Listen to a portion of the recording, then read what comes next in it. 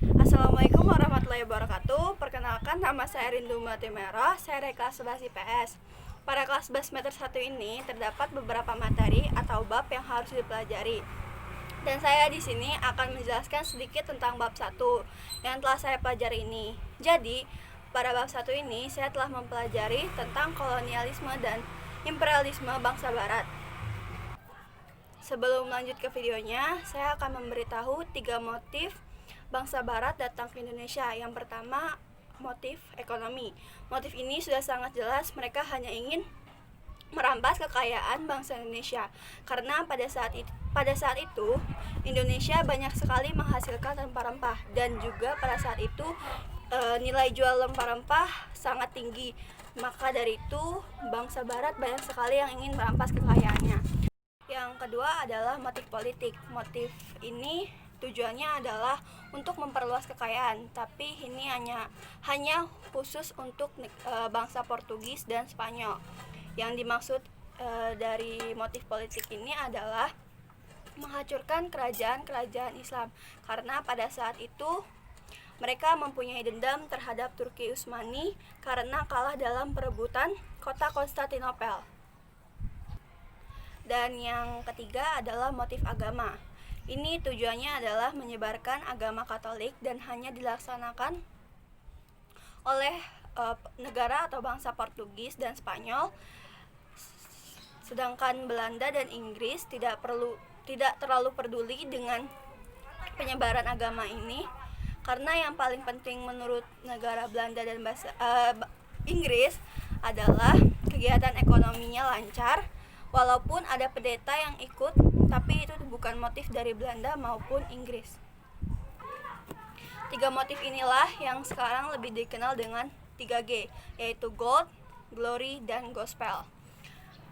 Lanjut lagi, kolonialisme adalah suatu paham tentang suatu penguasaan negara. Jadi, negara tersebut dikuasai oleh negara lain. Sedangkan imperialisme adalah suatu paham sistem politik yang bertujuan untuk menjajah negara lain, menguasai dan mengambil keuntungan yang sangat besar dari negara tersebut. Adapun beberapa bangsa barat yang datang ke Indonesia, yang pertama ada Portugis, kedua ada Spanyol, ketiga ada Inggris, dan yang terakhir ada Belanda. Lalu apa sih yang melatar belakangi bangsa barat datang ke Indonesia? Yang pertama, adanya jatuhnya kota Konstantinopel ke tangan Kesultanan Utsmani. Jadi, kota Konstantinopel adalah gerbang masuk bangsa-bangsa Eropa atau bangsa-bangsa barat sebagai rempah-rempah. Kemudian kota tersebut jatuh ke tangan Kesultanan Utsmani pada tahun 1453. Jadi orang barat susah mengambil rempah-rempah karena Kesultanan Utsmani mempersulitnya untuk mengambil rempah-rempah tersebut. Kota Konstantinopel sekarang lebih dikenal dengan Istanbul.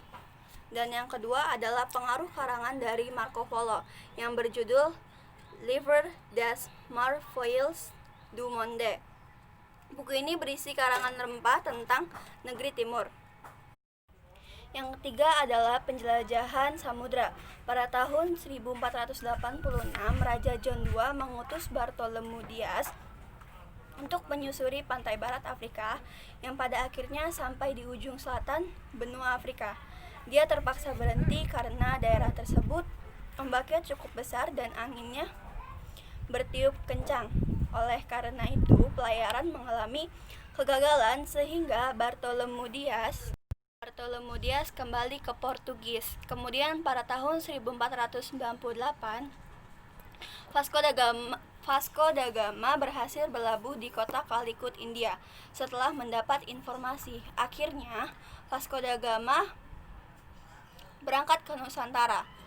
Alfonso de Albuquerque merupakan basis kekuasaan Portugis di India. Alfonso de Albuquerque datang atau berlabuh ke Malaka, tetapi dia diusir oleh Sultan Syah selaku penguasa Malaka. Akhirnya terjadilah peperangan terhadap Sultan Syah dan Alfonso. Pihak Portugis tidak tinggal diam. Mereka menyerang balik Malaka pada tahun 1511. Sultan Syah di Malaka setelah mengetahui bahwa Malaka tidak memiliki atau menguasai apapun, akhirnya pindah ke Maluku. Di Maluku mereka menjalani kerjasama politik dan kerajaan Ternate Tidore. Namun kerjasama tersebut tidak berjalan dengan baik karena bangsa Portugis tidak bekerja sesuai dengan apa yang diperkirakan oleh Sultan Syah.